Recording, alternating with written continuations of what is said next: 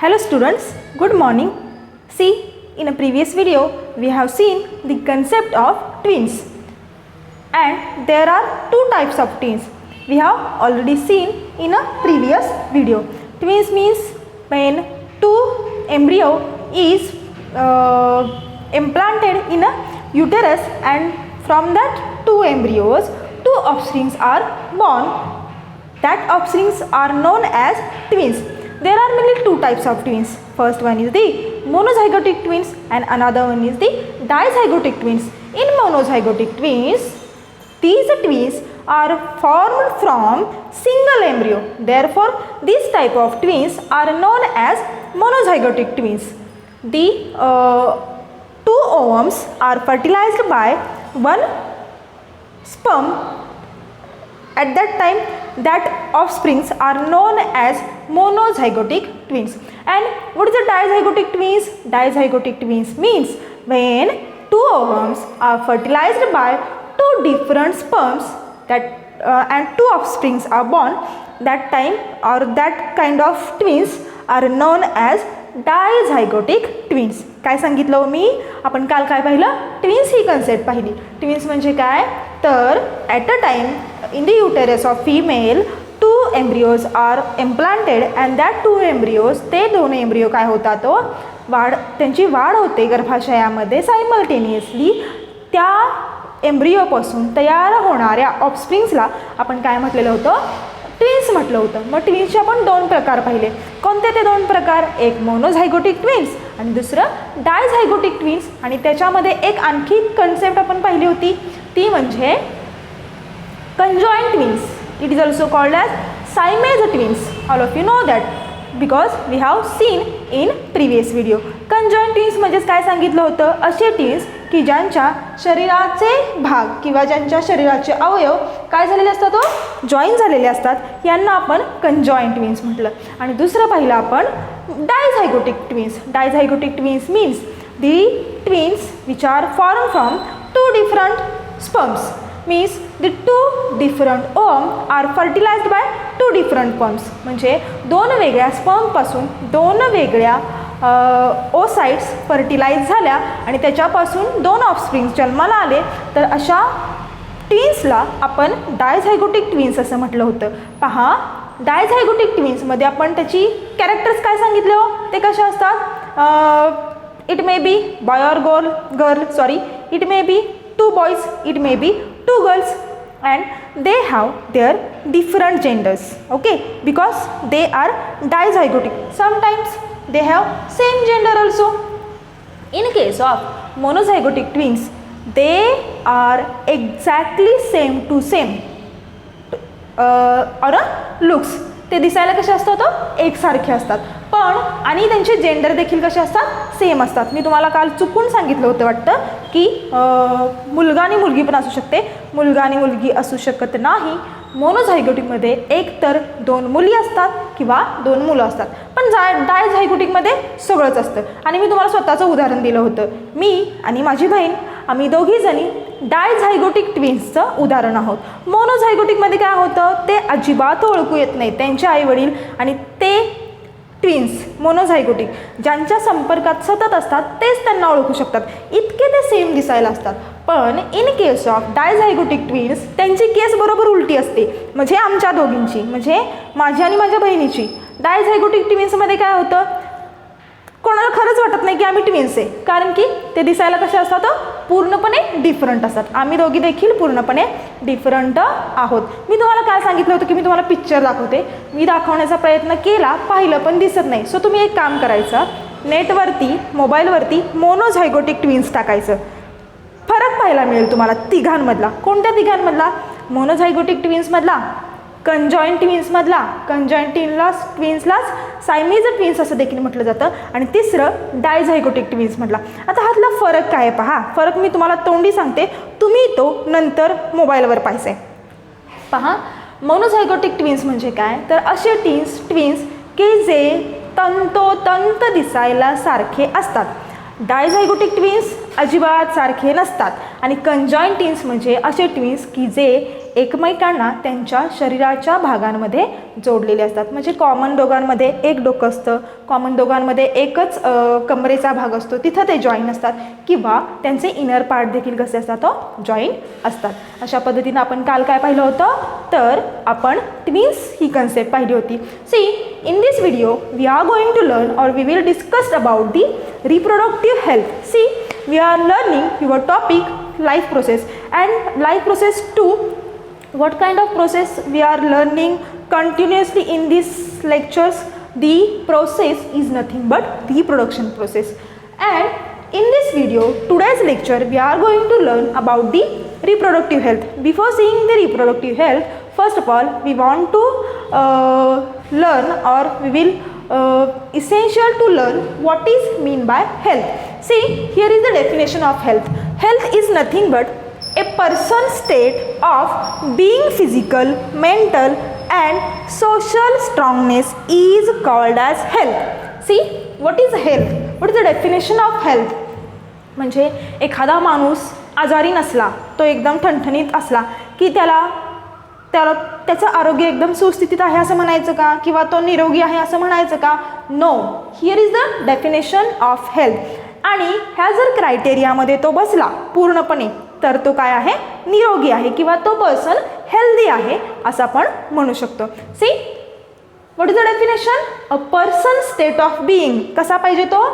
Physically, mentally आणि socially strongness. See, म्हणजे एखादा व्यक्तीची शारीरिक, मानसिक आणि सामाजिकदृष्ट्या असणारी सुस्थिती म्हणजे त्याला आरोग्य म्हटलं जातं. पहा, उदाहरण सांगते. एखादा मनुष्याला शारीरिकदृष्ट्या तो एकदम व्यवस्थित आहे, एकदम fit from hair to nails, एकदम कट टू कट व्यवस्थित आहे. नंतर त्याचं फिजिकल आरोग्य देखील व्यवस्थित आहे, मेंटली पण तो एकदम व्यवस्थित आहे. पण त्याचं वागणं, जेव्हा तो घरातून बाहेर पडतो, घरातून बाहेर पडल्यानंतर आपण कुठं येतो? समाजामध्ये येतो. समाजामध्ये आल्यानंतर जेव्हा तो सोशल एरियाजमध्ये असतो, त्याचं सोशल वागणं काही व्यवस्थित नाही आहे. सारखा कोणाशी तरी भांडणच कर असतं. बघा, एखादं कॅरेक्टर असं वर्गात नक्की असतं. कोणाशी तरी भांडणच कर, टीचरलाच काहीतरी बोल, कोणाच्या तरी खोड्याच काढ. मग तेव्हा याचं वागणं, सोशल जो काही स्ट्रॉंगनेस आहे किंवा सोशलची त्याची सुस्थिती आहे ती व्यवस्थित आहे का? नाही. म्हणून त्याला निरोगी म्हणायचं का आपण? नाही. मग निरोगी कधी म्हणायचं, किंवा तो पर्सन हेल्दी आहे असं कधी म्हणायचं?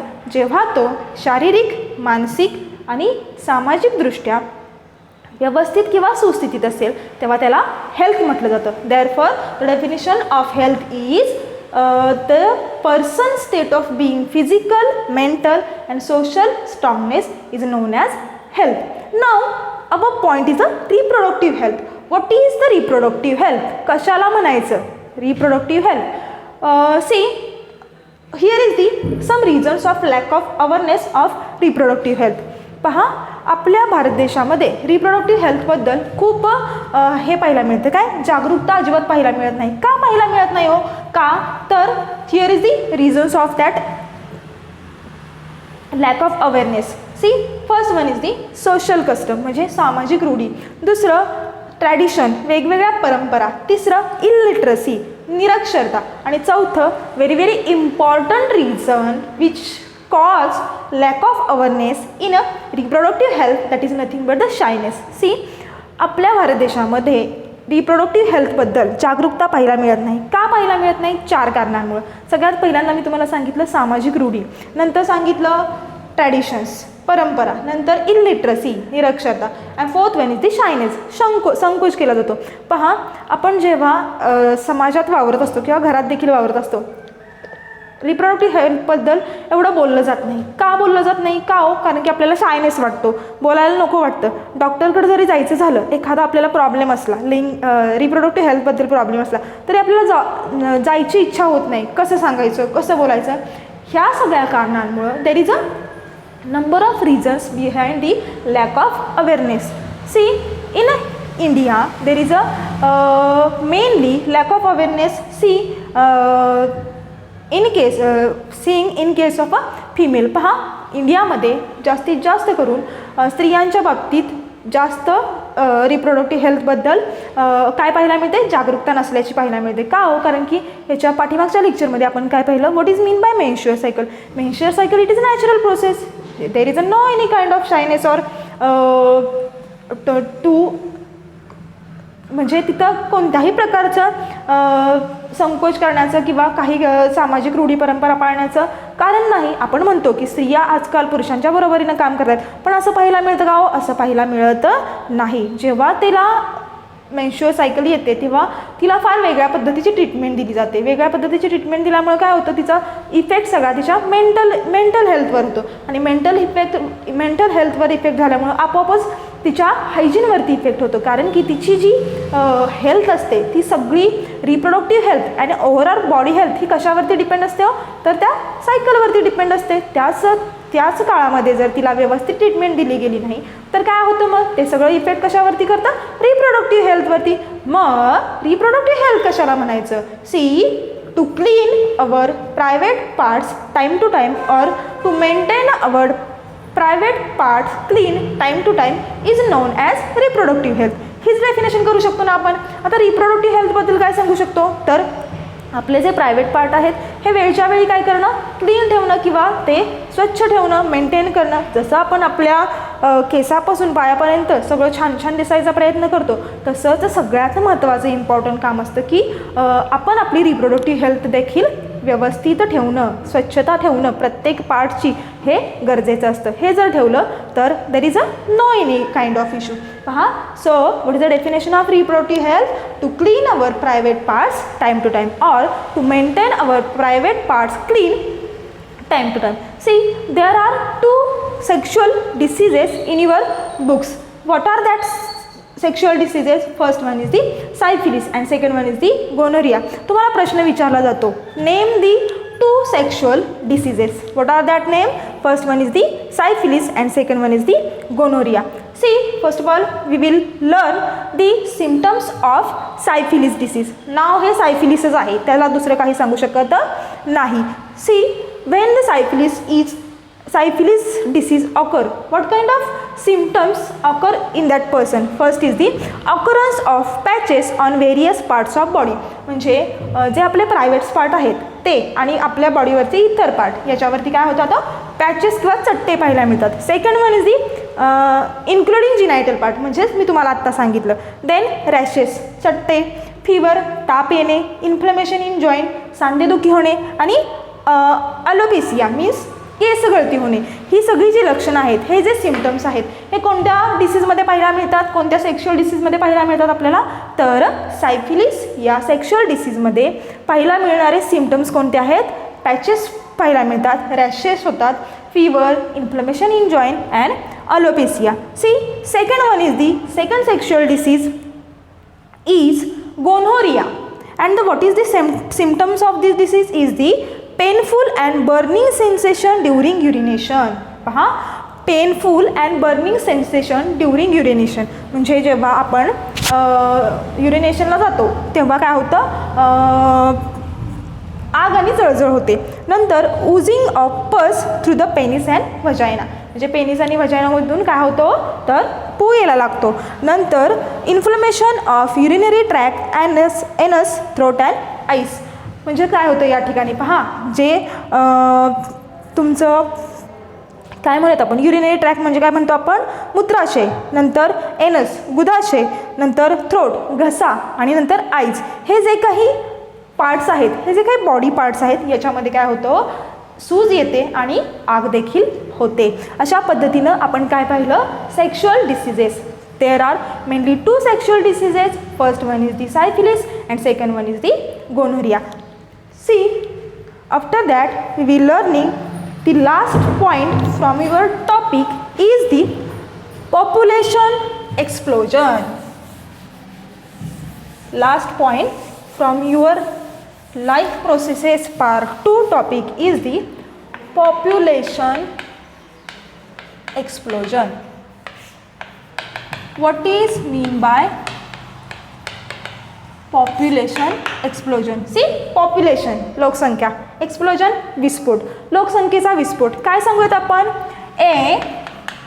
Excessive growth in a population within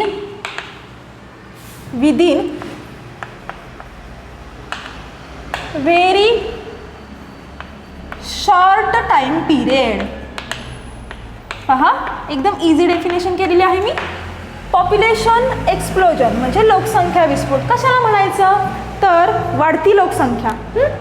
excessive growth कमी कालावधीमध्ये जास्तीत जास्त लोकसंख्येची झालेली वाढ किंवा कमी कालावधीमध्ये लोकसंख्येची झालेली झपाट्याने वाढ त्याला काय म्हणायचं population explosion. Then what is the याच्यामुळे काय होतं पॉप्युलेशन एक्सप्लोजनमुळे काय होतं सगळ्यात महत्त्वाचं म्हणजे अनएम्प्लॉयमेंट म्हणजे बेरोजगारी. आणखी काय होतं गरिबी. आणखी काय होतं कॅपिटामध्ये काय होतं लॉस इन कॅपिटा म्हणजे आपण काय म्हणूया त्याच्यामध्ये भांडवल कमी पडतं. त्याच्यानंतर आणखी काय सांगूयात आपण दरिद्रता येते. हे सगळं कशामुळे होतं पॉप्युलेशन एक्सप्लोजनमुळे. See then what is the solution on the population explosion तर पॉप्युलेशन कंट्रोल करणं हेच सोल्युशन असू शकतं. आणि पॉप्युलेशन कंट्रोल करण्यासाठी काय करावं लागतं आपल्याला तर फॅमिली प्लॅनिंग करावं लागतं. फॅमिली प्लॅनिंग केलं तर काय होऊ शकतं पॉप्युलेशन एक्सप्लोजनवरती नियंत्रण येऊ शकतं.